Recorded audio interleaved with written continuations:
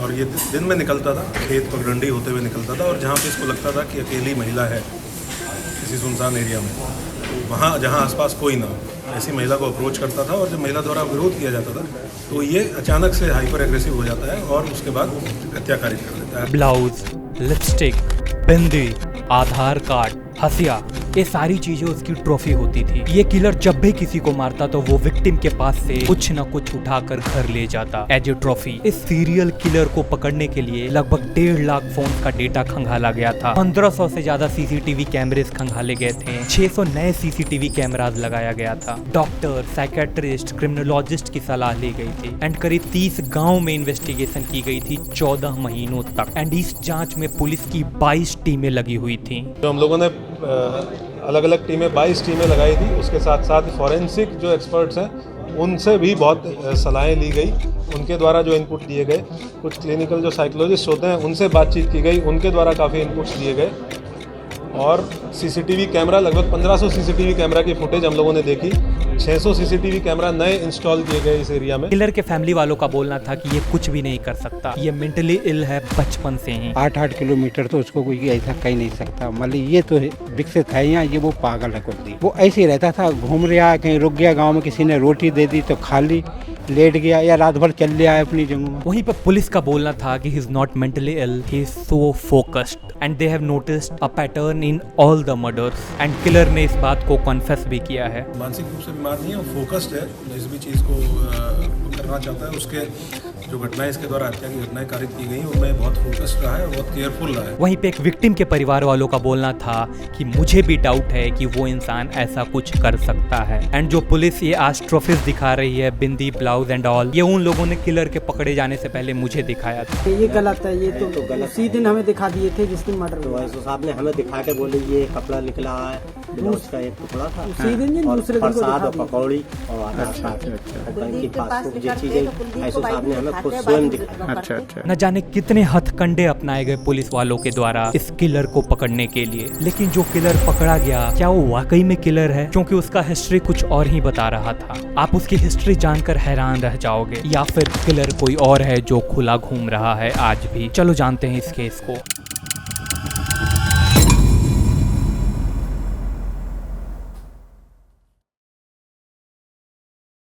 उत्तर प्रदेश, बरेली जिला। यह पूरा मामला का शुरुआत होता है जून 2023 से। बरेली के एक गांव के गन्ने के खेत से 55 साल की प्रेमवती की डेड बॉडी मिलती है एंड उसी के साड़ी के पल्लू से उसका गला घोटा गया था। एंड उसके ठीक कुछ ही दिन बाद बरेली के कुलछा गांव की रहने वाली करीब 50 साल की धनवती की डेड बॉडी गन्ने के खेत से ही मिलती है। मौत का पैटर्न बिल्कुल सेम, उसी के साड़ी के पल्लू से गला घोटा गया था। पूरा गाँव परेशान हो गया था, पूरा इलाका परेशान हो गया था। किसी को कुछ समझ में नहीं आ रहा था कि ये कत्ल कौन किया है एंड क्यों, जबकि धनवती की किसी से दुश्मनी भी नहीं थी एंड नहीं प्रेमवती की। धनवती के फैमिली मेंबर्स का बोलना था कि 17 जून 2023 को धनवती मेडिकल शॉप गई थी दवाई लेने के लिए, लेकिन वो वापस नहीं आई एंड 2 दिन बाद जाकर 19 जून 2023 को सेमी डिकम्पोज स्टेट में उसकी डेड बॉडी मिलती है। हम 17 जून को वो दवा लेने गई थी, फिर हमने ढूंढा था, फिर वो 17 जून को नहीं मिली थी, 19 जून को उसको बॉडी मिली थी। बॉडी जी थी वो बहुत कंपोस्ट हो गई थी। जून 2023 से लेकर दिसंबर 2023 तक 6 मौतें हो चुकी थी एंड सबका पैटर्न ऑलमोस्ट सेम। सारी फीमेल विक्टिम्स थी जिनकी उम्र 40 से 65 साल के बीच थी। पूरा एरिया में दहशत का माहौल बन गया था। कोई भी महिला अकेली नहीं निकलती थी, हमेशा झुंड में निकला करती थी एंड शाम होने से पहले ही वे लोग घर को आ जाते थे। इतना खौफ हो गया था उस किलर का, क्योंकि सब के सब कत्ल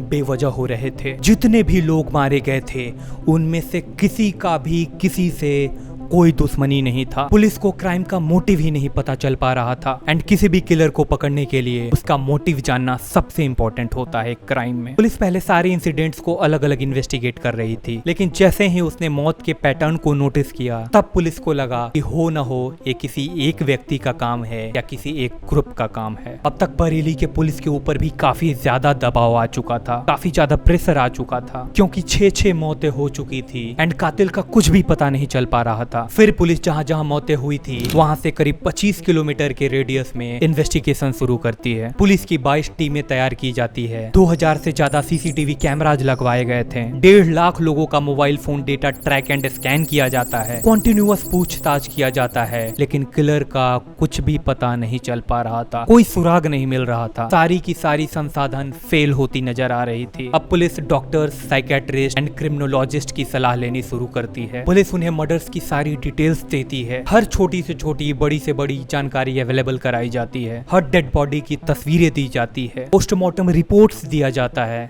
एक वॉर रूम तैयार किया गया, उसमें पूरा डेटा फीड किया गया, बहुत सारे चार्ट्स तैयार किए गए। इसमें पोस्टमार्टम रिपोर्टों का डिटेल में अध्ययन किया गया।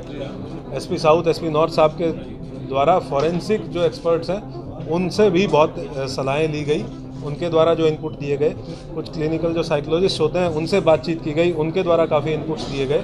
एंड करीब महीनों तक रिसर्च चलता है। उसके बाद डॉक्टर्स लोगों का बोलना था कि आप लोग किसी ऐसे व्यक्ति की तलाश करो जो महिलाओं से घृणा करता हो। मीन्स उसके अंदर महिलाओं को लेकर काफी घृणा भरा हो, उनके साथ मारपीट करता हो, बीवी से दूर रहता हो, माँ से दूर रहता हो, बहन से दूर रहता हो, बेसिकली औरतों से अलग रहता हो एंड समाज से कटा हुआ हो। एक ऐसा व्यक्ति जो सोशल लाइफ को हेट करता हो, अकेले रहना ज्यादा पसंद करता हो। अब पुलिस एक बार फिर से सर्च ऑपरेशन शुरू करती है, ऑपरेशन तलाश के नाम से। करीब 30 गांवों में 22 पुलिस की टीमें लगी हुई थी। काफी सारे सीसीटीवी कैमरास की निगरानी किए जाते हैं डेली बेसिस पे। हर दिन ऑपरेशन का डेली डेवलपमेंट रिपोर्ट तैयार किया जाता है। पुलिस द्वारा ब्रीफिंग डीब्रीफिंग की जाती है हर एक दिन। और ऑपरेशन तलाश के नाम से एक हम लोगों ने मुहिम छेड़ी थी। इसमें एक 22 टीम बनाई गई थी और उनका हम लोग डेली रात के टाइम पे ब्रीफिंग डीब्रीफिंग करते थे कि अगले दिन क्या करना है, क्या नहीं करना है। और अलग अलग रोल्स थे सब टीम्स के, और हम लोग कॉमन फैक्टर्स को एनालाइज करते हुए ऐसे लोगों पे फोकस किया गया जो इस तरह की घटना कारित कर सकते हैं। हर नुक्कड़ पे, हर गलियों में अवेयरनेस कैंपेन चलाया जाता है महिलाओं को लेकर। उन्हें अवेयर किया जाता है। पुलिस की टीम भी सिविल ड्रेस में घूमने लगी थी। हर संभव प्रयास किया जा रहा था, लेकिन रिजल्ट सामने नहीं आ रहा था। जुलाई 2024, 1 जुलाई को अनीता देवी मायके गई थी एंड वो अगले ही दिन घर को रिटर्न आने वाली थी, लेकिन वो घर पहुंचती नहीं है। शाम होने लगता है, घर वाले परेशान हो रहे थे एंड शाम के वक्त जब मायके में फोन किया गया तब पता चलता है कि अनीता देवी सुबह 11 बजे ही घर से निकल गई थी, जबकि मायके और उसके घर की दूरी मात्र 20 किलोमीटर थी। एंड फोन के कुछ ही घंटों बाद पता चलता है कि अनीता देवी की डेड बॉडी खेतों में पड़ी मिली है एंड उसके गले में उसी के साड़ी के पल्लू से लेफ्ट की ओर गांठ बांधी हुई है। उसी के साड़ी के पल्लू से उसका गला घोटा गया था। परिवार वालों के पहुंचने से पहले ही पुलिस डेड बॉडी को पोस्टमार्टम के लिए भेज देती है। जब 9 बजे हमें खबर मिली थी और घटना स्थल पर जब तक हम पहुंचे थे तब तक पुलिस ने हमारी बॉडी पोस्टमार्टम के लिए भेज दी थी। हमें बॉडी नहीं मिल पाई। अनीता देवी को मिलाकर अब तक 11 मौतें हो चुकी थी कि इसी बीच पुलिस को पता चलता है कि किलर ने एक और महिला को मारने की कोशिश की थी, लेकिन वो महिला किसी तरीके से बचकर भाग निकली है। अब पुलिस को यहाँ पर इस केस से रिलेटेड कुछ होप नजर आ रही थी। पुलिस उस महिला एंड कुछ इन्फॉर्मेंट की हेल्प से स्केच जारी करवाती है। 3 स्केचेस जारी किया गया था। स्केचेस को हर जगह डिस्ट्रीब्यूट करवाया गया था, हर नुक्कड़ पे, हर गली में, हर मोहल्ले में, ताकि किलर का कुछ पता चल सके। एंड गेस व्हाट, उसके ठीक कुछ ही दिन बाद पुलिस एक 35 साल के कुलदीप गंगवार को अरेस्ट करती है। अब आप कुलदीप का हिस्ट्री सुनो। कुलदीप के पिता उसके माँ के साथ काफी ज्यादा मारपीट करते थे एंड फिर उन्होंने दूसरी शादी भी कर ली थी। शादी के बाद कुलदीप की दूसरी माँ, या यूं बोल लो कि सौतेली माँ, उसे काफी परेशान करने लगी थी, उसे काफी टॉर्चर करने लगी थी। फिर 2014 में कुलदीप की शादी होती है, लेकिन कुछ ही दिन बाद उसकी वाइफ भी उसे छोड़कर चली जाती है एंड छोड़ने का रीजन बताती है Kuldeep used to abuse her physically. वो मेंटली इल भी है एंड अधेड़ उम्र की औरतों से काफी घृणा करता है। इसका पारिवारिक बैकग्राउंड डिस्टर्ब रहा है। इसकी एक सौतेली माँ थी जो इसको लगता है कि इसकी जो सगी माँ थी उनके साथ मारपीट इसके पिताजी के द्वारा की जाती थी। उसके बाद इसकी शादी हुई। इसकी पत्नी भी इसकी हिंसक प्रवृत्ति की वजह से 2018 के लगभग इसको छोड़ के चली गई, जिस वजह से इसके अंदर एक महिलाओं के प्रति एग्रेशन था। पुलिस जब कुलदीप को इंट्रोगेट करने गई तो उसका बोलना था कि उसे लग रहा था कि वो ये सब बिल्कुल ठीक किया है एंड उसने ये मर्डर वाली बात कुछ चाय के दुकान वालों को भी बताया था, लेकिन वे लोग इसे पागल समझकर इग्नोर कर दिया करते थे। उन्हें लगता था कि ये ऐसे ही बकवास कर रहा है। अब पुलिस कुलदीप को क्राइम सीन पर ले जाती है। वहाँ पे कुलदीप को एक डमी दिया जाता है क्राइम सीन को रिक्रिएट करने के लिए एंड आप जानकर हैरान हो जाओगे कि Kuldeep did exact same thing. जिस तरीके से मर्डर किया गया था कुलदीप ठीक उसी तरीके से उस डमी के साथ व्यवहार कर रहा था। वो डमी के साड़ी के पल्लू से लेफ्ट की ओर गर्दन पे गांठ बांधता है एंड सब के सब मर्डर में ये पैटर्न बिल्कुल सेम था। पुलिस को कुलदीप के पास एक ब्लाउज का टुकड़ा, लिपस्टिक, बिंदी, हसिया,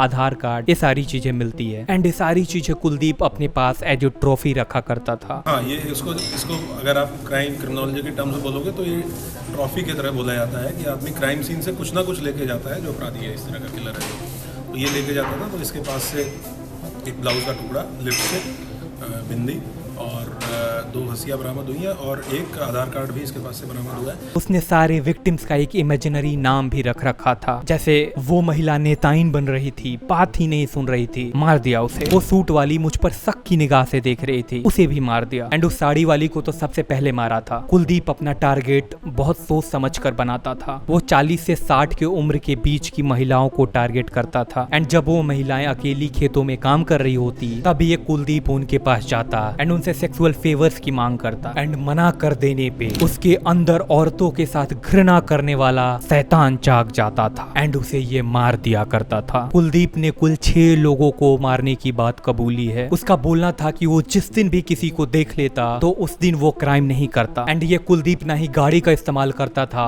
ना ही स्मार्टफोन का या कोई भी फोन का। वो हमेशा पैदल ही चला करता था, 20-25 किलोमीटर दूर पैदल ही चला करता था। वहीं पे कुलदीप के परिवार वाले एक पत्रकार से बात करते हुए बताते हैं कि वो तो एक बकरी पे नहीं चिल्ला सकता, आदमी क्या मारेगा कुलदीप। एंड वो बचपन से ही मेंटली इल है, कोई चांस ही नहीं बनता कि कुलदीप ने मर्डर किया है। पुलिस वाले इसे फंसा रहे हैं। वहीं पे पुलिस का बोलना था कि he is not mentally ill, he is so focused, इतना कि उसे सब कुछ याद है कि महिलाओं के साथ झड़प के दौरान किसके ब्लाउज से कितने बटन जमीन पर गिरे थे, किसके बैग में कितने और कौन सा आम थे एंड किस किस ने उसे पलट कर मारा था झड़प के दौरान। वो हर एक डिटेल्स को याद करके रखा है, इतना फोकस्ड था। एंड वहीं पे लास्ट विक्टिम अनीता देवी के फैमिली का बोलना है कि वो बेचारा कुलदीप कुछ नहीं कर सकता, उसे इस केस में फंसाया जा रहा है एंड कातिल कोई और ही है जो खुला घूम रहा है। एंड पुलिस जो ये आधार कार्ड दिखा रही है कि उसे कुलदीप के पास से मिला है एज ए ट्रॉफी, वो पुलिस वालों ने अनीता के फैमिली से कुलदीप के पकड़े जाने से पहले ही दिखाया था। ये गलत है, ये तो गलत उसी दिन हमें दिखा दिए थे जिस दिन मर्डर तो हुआ। एसओ साहब ने हमें दिखा के बोले ये कपड़ा निकला है, ब्लाउज का एक टुकड़ा था, उसी दिन या और दूसरे दिन को प्रसाद दिखा और दिया। पकौड़ी और आधार कार्ड और बैंक की पासबुक, ये चीजें एसओ साहब ने हमें खुद दिखाते स्वयं हैं, दिखाई। वेल ऐसा अनीता के फैमिली मेंबर्स का बोलना है। ये थी आज की केस स्टडी। बाय।